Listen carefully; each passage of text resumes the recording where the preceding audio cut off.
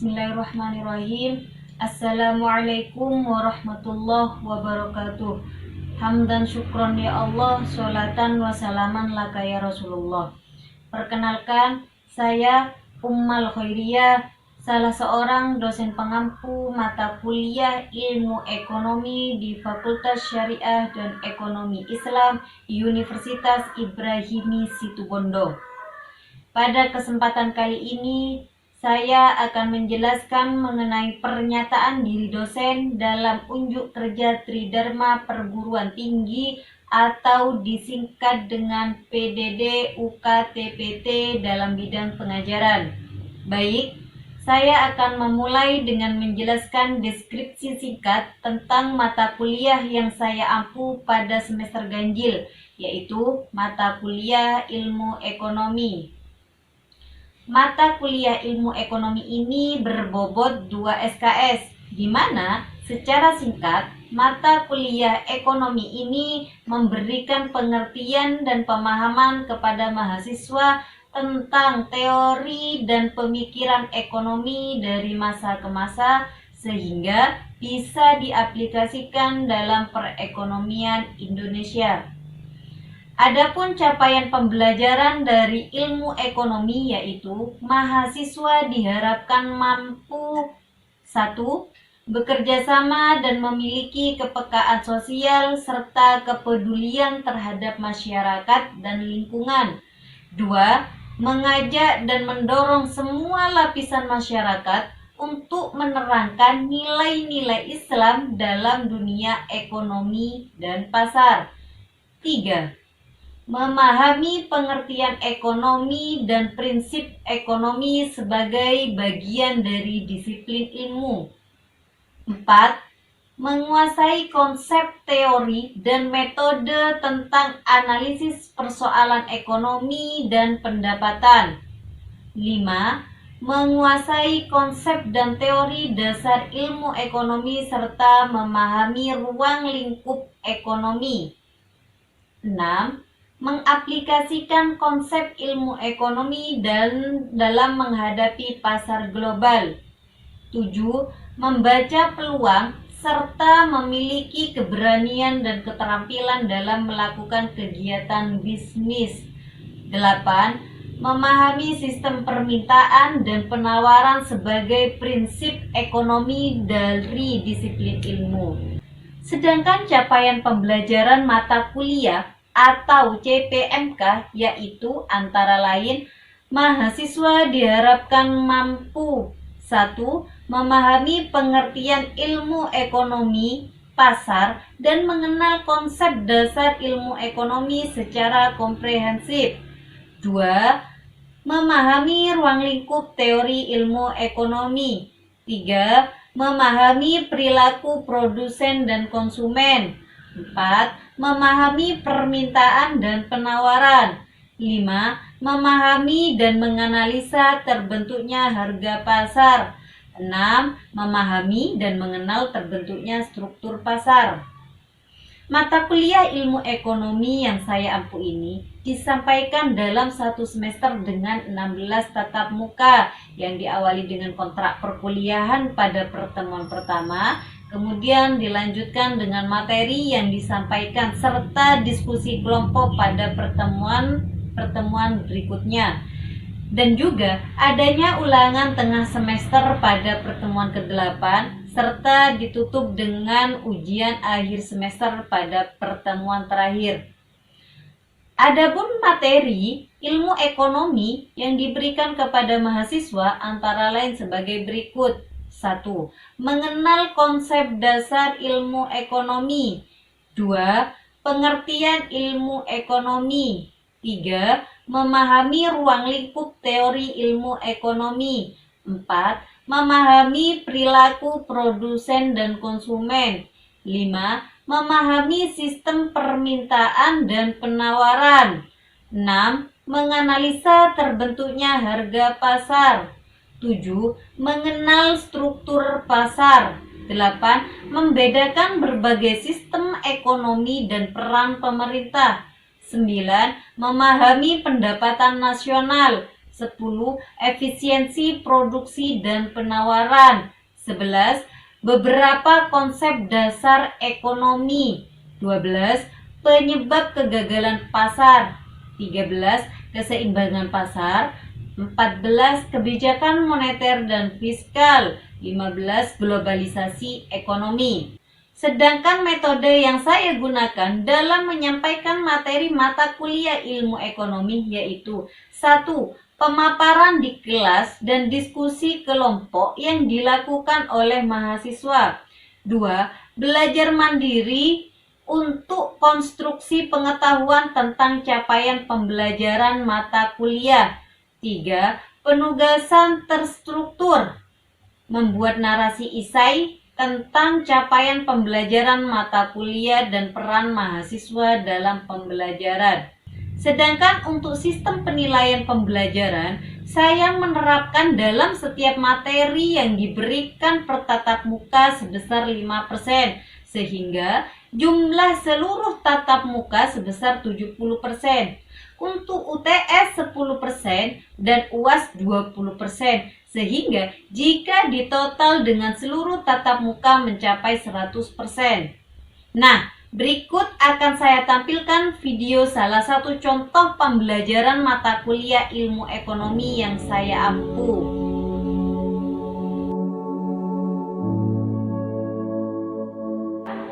Bismillahirrahmanirrahim. Assalamualaikum warahmatullahi wabarakatuh. Waalaikumsalam warahmatullahi wabarakatuh.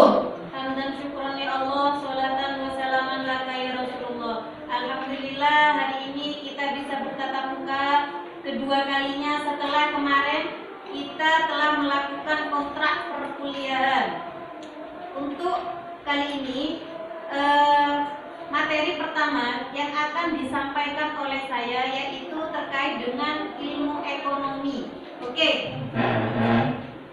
Menurut teman-teman sekalian, kita sering ya mendengar apa sih ilmu ekonomi itu, karena memang sudah tidak diragukan lagi, sudah sering kita dengar bahwasannya sebentar-sebentar kita dengar, oh itu masalah ekonomi, keluarga bertengkar, oh itu masalah ekonomi, anak putus sekolah, oh itu karena faktor ekonomi. Jadi masalah ilmu ekonomi itu ilmu seperti apa sih? Kenapa kita harus mempelajari? Monggo, siapa yang tahu apa sih ilmu ekonomi dan kenapa kita harus mempelajari ilmu ekonomi? Monggo. Ilmu ekonomi itu adalah suatu ilmu yang membahas tentang kebutuhan manusia. Oke, tentang kebutuhan manusia. Nah, sering kita dengar ya ilmu ekonomi kalau sudah berkaitan dengan kebutuhan pasti itu ujung-ujungnya ilmu ekonomi, pasti berkaitan dengan ekonomi. Oke, coba kita lihat sekarang di depan. Ilmu ekonomi sering dikaitkan dengan uang ya? Ya pasti. Belajar ilmu ekonomi berarti belajar untuk mengatur dan memiliki uang. Tetapi pada hakikatnya tidak semua sarjana ekonomi itu adalah orang yang kaya. Iya apa tidak, Mbak? Iya. Kemudian apa sih yang sebenarnya dipelajari dalam ilmu ekonomi? Oke, sekarang saya jelaskan sedikit terkait dengan ilmu ekonomi. Di sini, kenapa kita harus belajar ilmu ekonomi? Kalau kita sudah tahu ilmunya ekonomi, kita sudah tahu bagaimana ekonomi, paling tidak sarjana ekonomi itu tidak melakukan sesuatu dengan boros. Jadi kita tahu menghemat, seperti yang sudah dikatakan oleh salah satu teman kita, memenuhi kebutuhan kita yang tidak terbatas. Sedangkan SDM yang ada di sini adalah sangat terbatas. Jadi di sini kita sebagai para ekonom, kita harus tahu, kita harus pandai dalam memanajemen ilmu ekonomi. Paham sampai di sini, Mbak? Paham.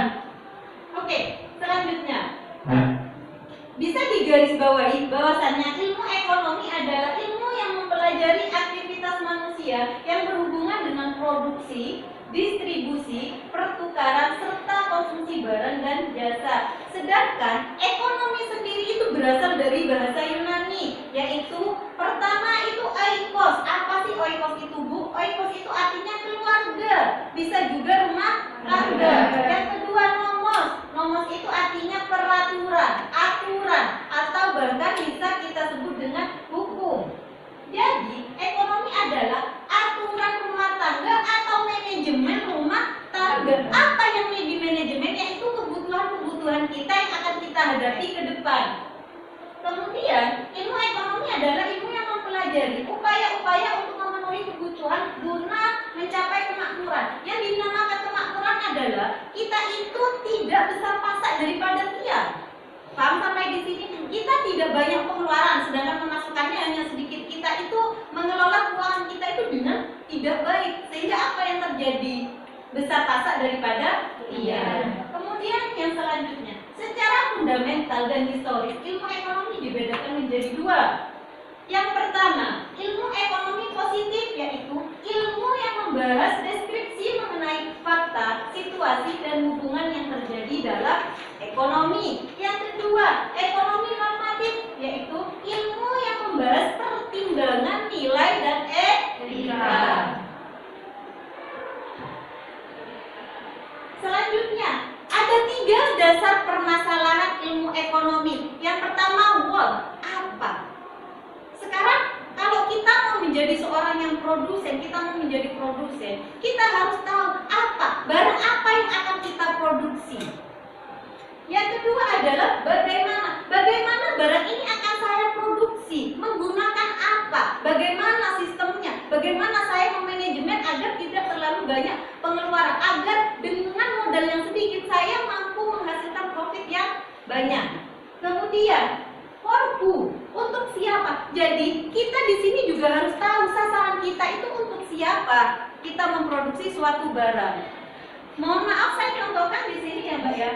Kalau saya mau memproduksi sebuah jilbab, bagaimana saya itu memproduksi disesuaikan dengan target saya. Kalau saya memproduksi sebuah jilbab di Sukorejo, maka peluang yang paling banyak adalah memproduksi jilbab warna putih. Kenapa demikian? Karena mayoritas santri di Sukorejo itu menggunakan jilbab putih. Jadi full day, seharian full mereka itu beraktivitas menggunakan jilbab putih. Maka kesempatan yang paling bagus ketika saya memproduksi suatu barang adalah jilbab putih. Sasarannya siapa? Untuk siapa? Ya untuk santri putri. Kalau saya di sini mau menjual jilbab, mohon maaf, kalau saya di sini mau membuat atau menciptakan barang seperti baju renang, maka tidak akan laku karena sasarannya kurang tepat. Kan nggak mungkin santri putri itu menggunakan baju renang. Oke, paham sampai di sini 3 dasar persoalan ilmu ekonomi, Mbak? Paham. Yang selanjutnya adalah motif ekonomi. Motif ekonomi di sini dibagi menjadi 2. Yang pertama adalah motif intrinsik. Apa Bu motif intrinsik itu, Bu? Motif intrinsik adalah sesuatu yang melakukan tindakan ekonomi atas dasar diri sendiri. Yang kedua adalah motif ekstrinsik, sesuatu untuk melakukan tindakan ekonomi atas dasar orang lain. Oke, dari teman-teman sekalian, dari apa yang sudah saya paparkan, mungkin dari teman-teman ada yang tidak paham atau sesuatu yang menurut kalian menemukan referensi tidak sesuai dengan materi yang saya sampaikan, saya persilakan. Oke, Mbak atas nama siapa? Nama saya Rita. Oke, pertanyaannya? Seperti yang dijelaskan barusan, seseorang dalam melakukan kegiatan ekonomi itu terdapat 2 faktor. Yang pertama, faktor intrinsik, yaitu dari keinginan dari diri sendiri, dan yang kedua, faktor ekstrinsik, yaitu keinginan dari orang lain. Oke, ini saya tanyakan, adakah seseorang yang melakukan tindakan ekonomi bukan karena keinginan sendiri, dan mungkin bisa dijelaskan beserta contoh dari tindakan ekonomi tersebut? Oke, seperti ini ya Mbak ya.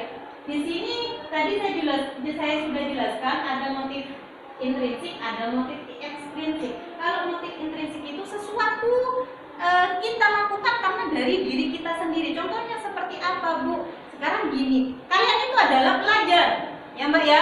Kalian pelajar, kalian itu sadar akan kebutuhan kalian. Saya adalah seorang pelajar, maka kebutuhan saya adalah membeli buku. Saya harus punya buku. Itu adalah keinginan dari diri sendiri Mbak Rita ya. Jadi saya adalah seorang pelajar, jadi saya pasti butuh buku. Untuk apa? Untuk referensi mata kuliah saya. Itu kan diri Anda sendiri. Yang dimaksud dengan motif ekstrinsik itu suatu tindakan yang didasarkan atas keinginan orang lain. Sekarang gini Mbak Rita, Mbak Wita itu make upnya andai kata Wonder, ya, pakai Wonder. Ternyata teman Mbak Wita itu menggunakan skincare. Mbak Wita itu ingin membeli skincare itu atas dasar karena melihat orang lain, bukan karena kebutuhan. Itu yang dinamakan motif ekstrinsik. Sesuatu karena orang lain. Jadi saya melakukan ini, padahal saya nggak butuh dengan skincare ini, tapi kayaknya kalau pakai skincare si A maka mukanya glowing, maka saya ikut-ikutlah beli skincare A seperti si A, dia muka saya glowing. Bagaimana Mbak Wita, sudah paham? Mungkin yang lain ada yang mau bertanya, mumpung masih ada waktu, saya persilahkan. Saya Oke, atas nama siapa Mbak? Nama saya Linda Herawati. Baik Bu, saya mau bertanya, bagaimana cara kita sebagai seorang ekonom untuk memenuhi kebutuhan kita yang tidak terbatas, sedangkan kita tahu sendiri sumber daya alam kita itu terbatas. Oke, bagus ya pertanyaannya ya.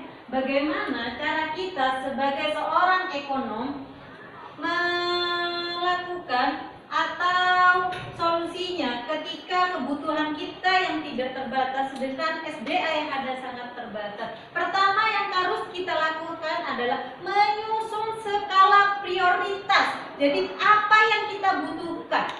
Saya butuh pen, saya juga butuh penggaris. Dari kedua ini, yang mana yang harus kita prioritaskan? Kalau kita tidak punya pen, maka kita tidak bisa menulis. Kalau kita tidak punya penggaris, maka kita masih punya buku untuk menggaris. Paham? Jadi di sini, pertama kita harus menyusun skala prioritas. Yang kedua, menghemat penggunaan SDA. Jadi kita itu dalam menggunakan SDA jangan sampai boros. Kita gunakan seperti atau sesuai dengan kebutuhan kita. Yang selanjutnya, memelihara dan melestarikan SDA yang ada. Dengan bagaimana Bu caranya? Jangan merusak SDA yang ada, jangan mengunduli hutan-hutan yang ada.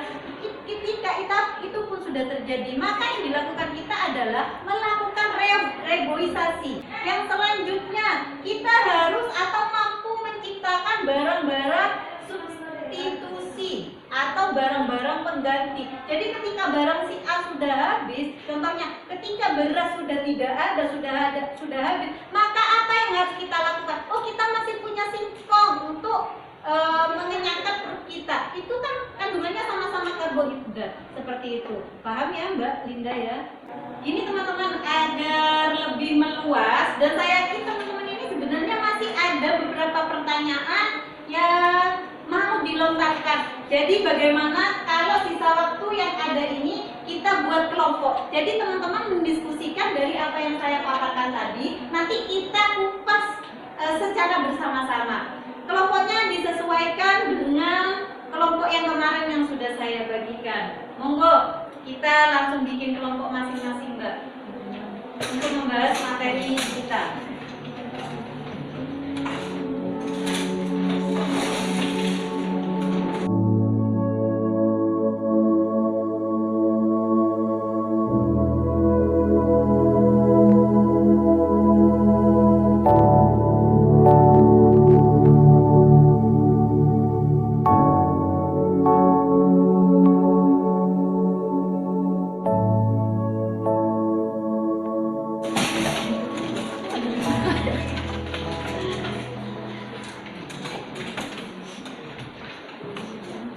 Oke, karena waktunya sudah habis, jadi untuk pembahasan kali ini kita sambung dengan minggu depan, yang mana nanti pada minggu depan itu dilanjutkan dengan presentator selanjutnya.